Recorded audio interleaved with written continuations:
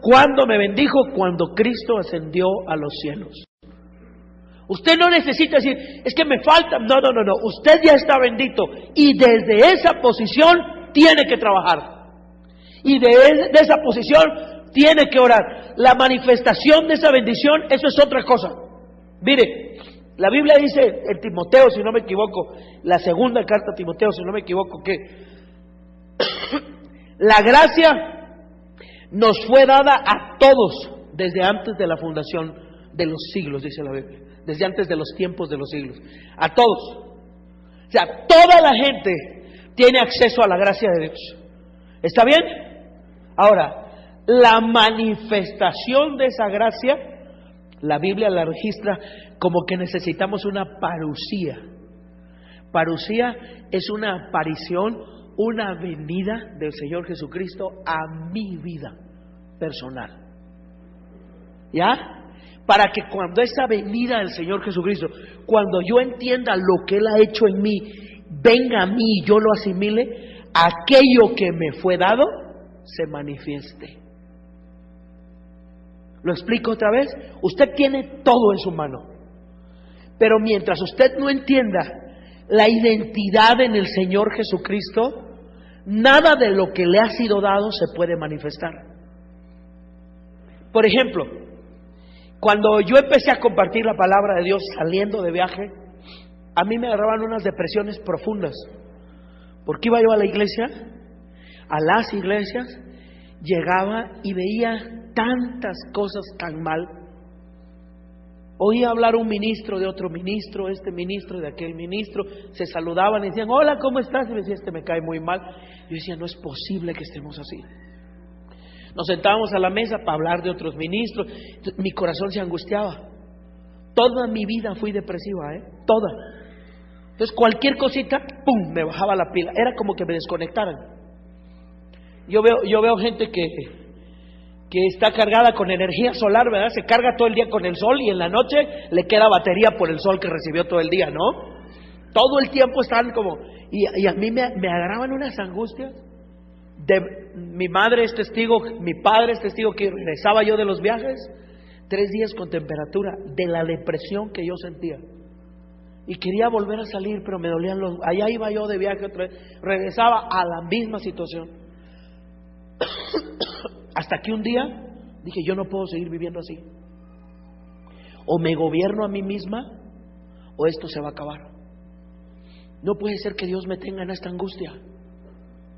Ya sabes, uno dice, pero es que los profetas, o es que la gente es muy sensible, o es que... Pero aún eso lo tienes que gobernar. Porque lo que tú traes adentro, si no lo gobiernas, no liberas tu potencial. ¿Cuántas mujeres en medio de la menopausia no se pueden gobernar y vienen a la iglesia y lloran en la iglesia y se sienten y se vuelven a ir y reciben la gloria de Dios y no la pueden expresar? Tus hijos te ven en la casa y dicen, ¿para qué vas? ¿Cuántos hombres vienen y traen un enojo adentro, una ira adentro, porque no están a gusto con las cosas que hacen? ¿Sabes que los sociólogos dicen que la sociedad se descompone porque todo el mundo está a disgusto con lo que hace? Vas al trabajo, pero como estás a disgusto, tienes una ira y cualquier cosita la dispara. ¿Cómo venimos a la congregación y no podemos gobernarnos? ¿Cómo te ven tus hijos? ¿Cómo te ve la gente que está alrededor, que dices que eres cristiano, que dices que asistes a una congregación, que dices que sabes la Biblia y estás amargado? ¿Cómo te ven? ¿Quién te cree? La expresión más grande del cristianismo no es decir que asistes a un lugar. La expresión más grande del cristianismo es expresar todo lo que es Cristo allá afuera, hombre. Allá afuera, mire, venga tantitito conmigo a Mateo 13. Déjeme enseñarle algo ahí. Gracias por todos los que me están acompañando en este mismo dolor. Los oigo, compañeros. Los escucho. Yo también estoy con ustedes. Véngase a Mateo 13:24. Observe una progresión del reino. una parte del proceso del reino. Fíjese, le refirió otra parábola diciendo: el reino de los cielos es semejante a un hombre que sembró, ¿qué cosa? Buena semilla. ¿En dónde? En su campo. Pero mientras dormían los hombres, diga conmigo, proceso. O sea, eso quiere decir que viene la noche, que el hombre sembró de día y que se hizo de noche. Eso es un proceso en la Biblia. Pero mientras dormían los hombres, vino su enemigo y sembró cizaña entre el trigo y se fue. Hasta donde usted y yo hemos estudiado la Biblia, o más bien hemos escuchado predicar, el trigo y la cizaña se dan aquí adentro. Entonces, no es que hay cizaña, ¿sí? Pero venga, siga conmigo. Y cuando salió la hierba y dio fruto, ¿qué dice? Ok, aprende dos cosas más.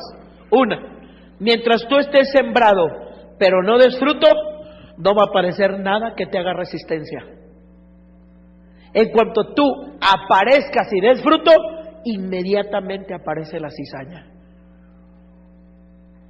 Eso no se da en la iglesia, señores. Eso se da afuera. Se lo compruebo con la misma Biblia.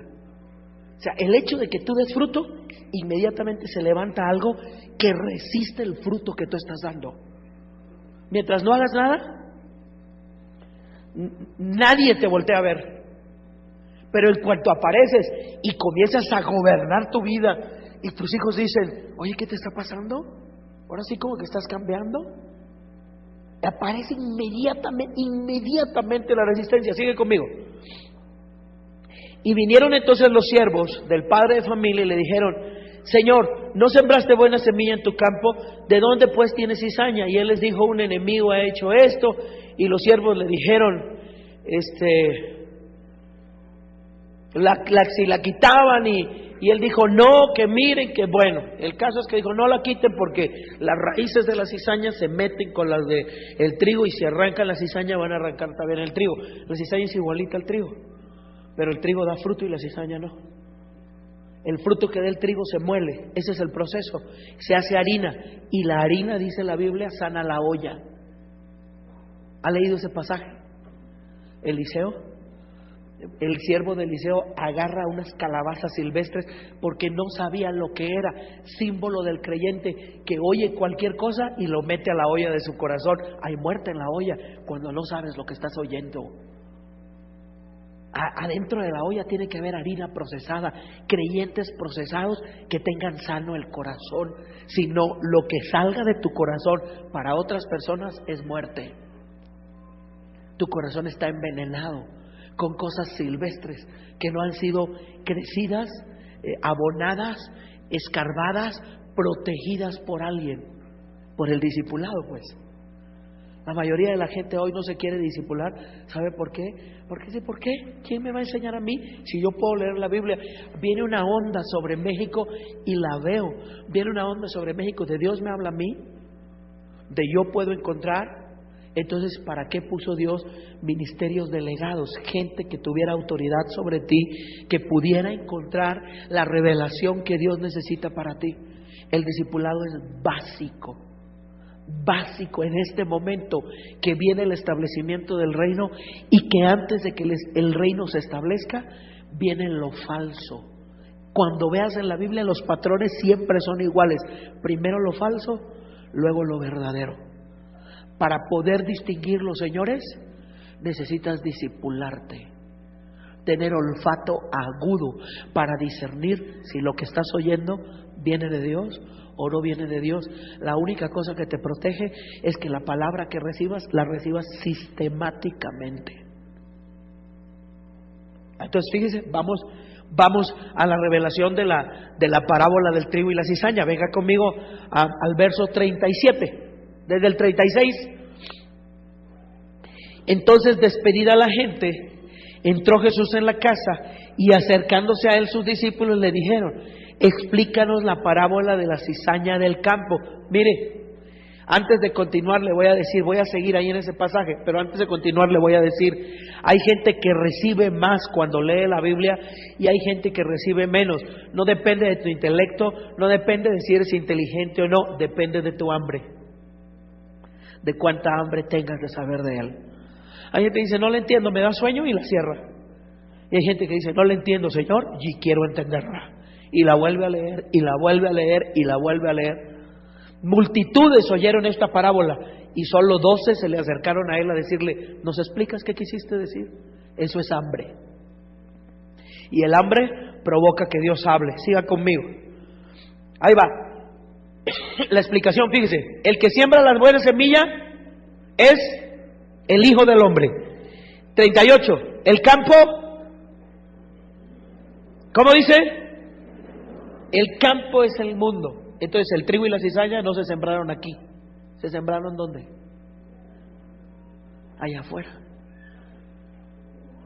¿Cómo lo notas? ¿Cómo sabe Dios? Yo le enseñé ayer que la parte habitable de la tierra somos nosotros. Y en esa se deleita Dios. Escuche, ¿cómo lo sabe? Hay dos personas esperando el camión. Un friazo. Y de repente una nube se hace a un lado y aparecen unos rayos de sol que le pegan a las dos personas y los calientan. ¿Está bien? Pero una persona levanta su cara al cielo y dice, Señor, muchas gracias por este sol tan agradable. Y la otra dice, ya era tiempo con este frío que está haciendo y este contaminación. ¿Sí lo notas? Trigo y cizaña pegaditos. ¿En qué se nota? En la actitud. Por eso si tú dices que eres un hijo de Dios, tu actitud debe de ser agradecida en todo. Porque la actitud denota afuera quién es de Dios y quién no es. Entonces, en el trabajo exactamente igual. En el trabajo exactamente igual. Tú eres trigo y hay cizaña alrededor de tu oficina. ¿De acuerdo? Empiezas a prosperar y tienes una actitud agradecida y tienes una actitud diferente a los demás.